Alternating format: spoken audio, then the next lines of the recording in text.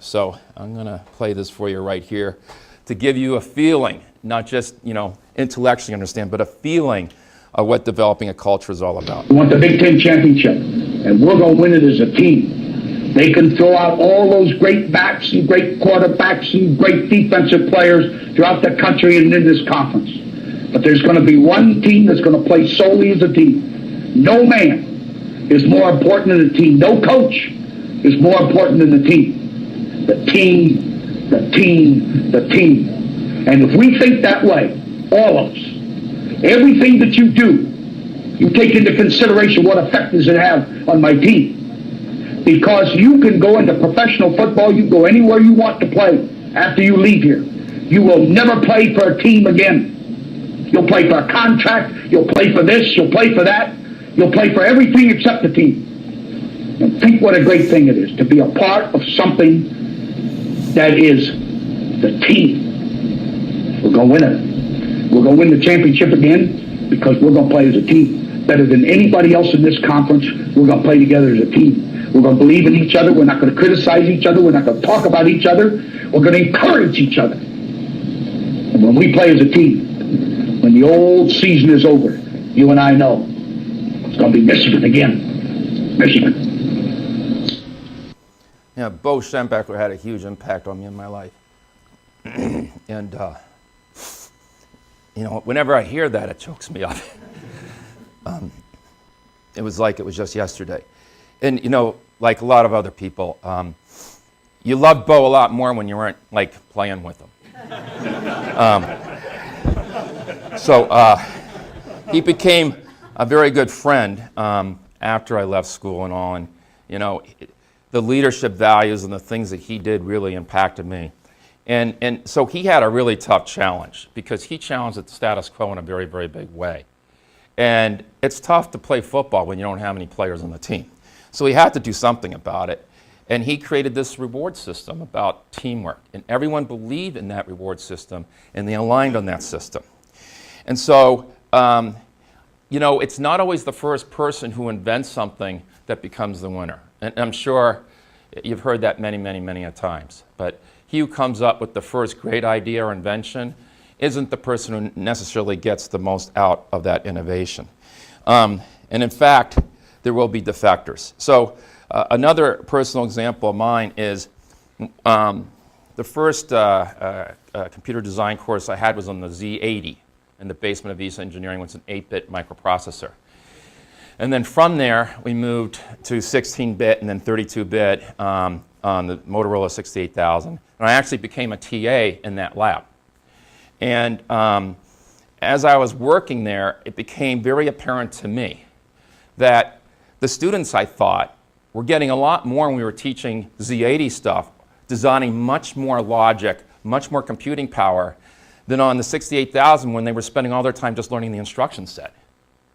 And it kind of dawned on me that also the principles of pipeline computing and parallel processing and all really weren't being exploited because everyone was depending on this big, huge, gigantic chip.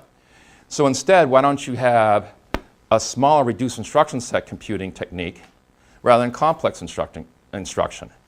And I had done some research on it, and I knew there's some stuff going on at Berkeley. And I was asked at lunch before, when I was speaking to some professors before, who was my advisor on this? And actually, my advisor was kind of Norm Scott, only because I couldn't find anyone else who thought it was a good idea.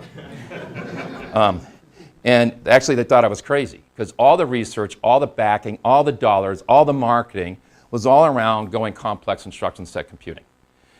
And so what did I have to do? I had to figure out a way to create alignment. And so, the one thing that's great about engineering is we always rely on data. So that became the common thread. So I worked up not only design, but worked up benchmark testing. It actually took me as much time to develop the simulation testing as it did the design itself. But the simulation ran across different functions, and then I basically went to specifically two professors who doubted my work and asked them to run their tests and their architecture versus what I had done on RISC. And not all the time, but the vast majority of the time, the RISC architecture proved to be a lot more not only faster, but more productive. So that was a win for me. I really didn't make them happy. But that's all about the factors. But the notion is you go from there. You go from there by establishing a common ground on which you can get support. And that's very, very much important, I think, in any culture if you're looking to change the status quo. The other thing that's important, I believe, is passion. Now, passion, some people might think that, hey, my passion for football is absolutely ridiculous. It's over the top. Or that someone else's passion for, baseball is over the top. And the thing about passion is it's very individual.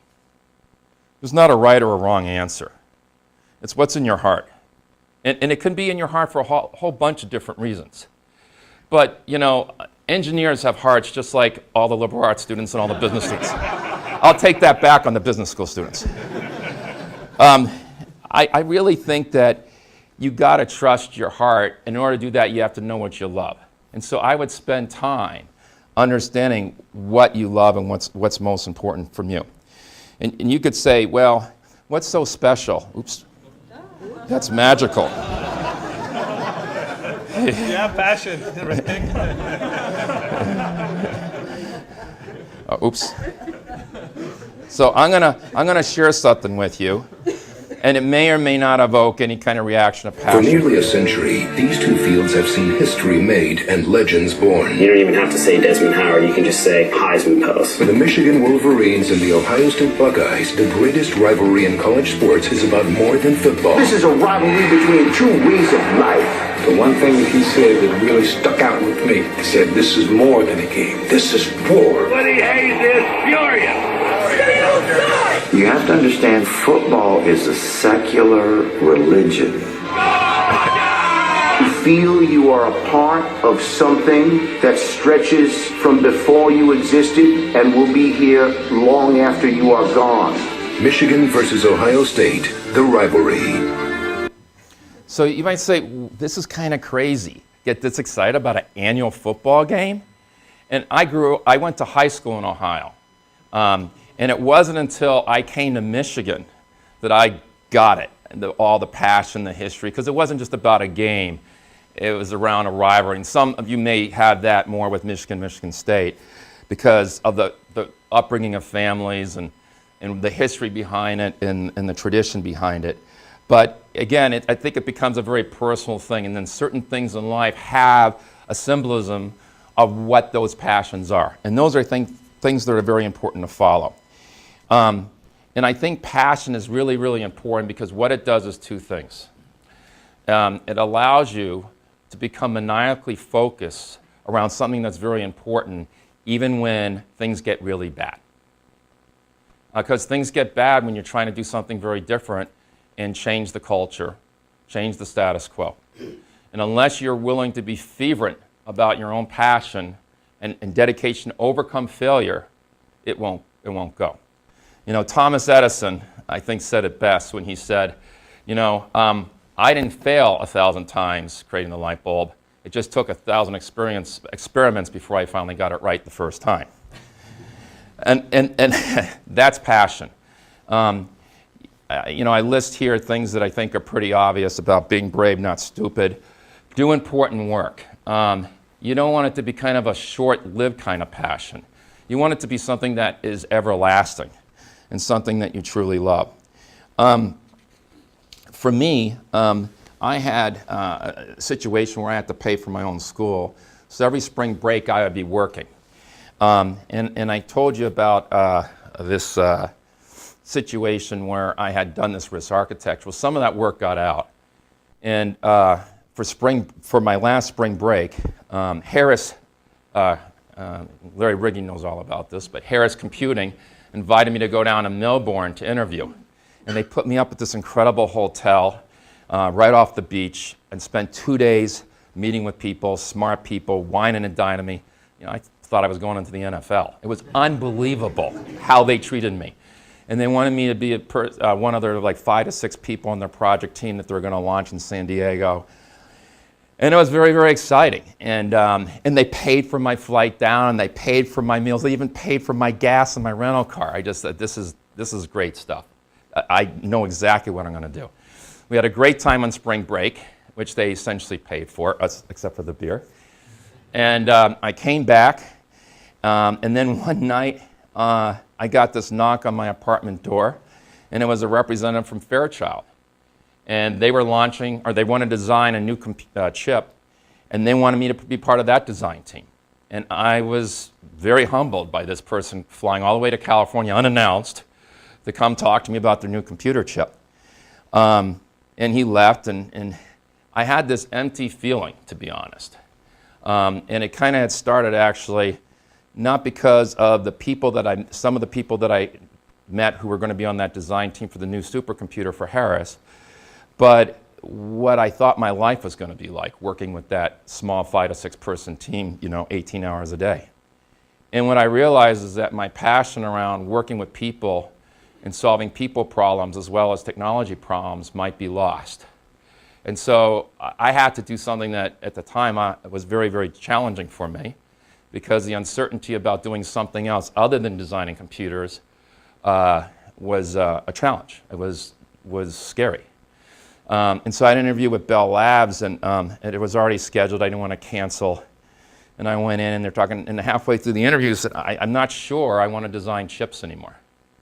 And they looked at me and go, why? And I told them why. And they said, well, that's okay. We have AT&T, and they have this management development program. Why don't you interview with them? And that's what I ended up doing. But if I wasn't willing to be brave enough to share what my true passion was, I couldn't share it with anyone else, and no one else would be willing to help me. So I think that's a very important part of passion. It's not only to have it, but to share it. And there's nothing wrong about being a computer architect or design engineer. I think it's great stuff. It was just something that, for whatever reason, wasn't in my heart anymore. Maybe because I had done it too long. I don't know. So I think the tagline there is, you can't make decisions and at the same time leave your heart behind.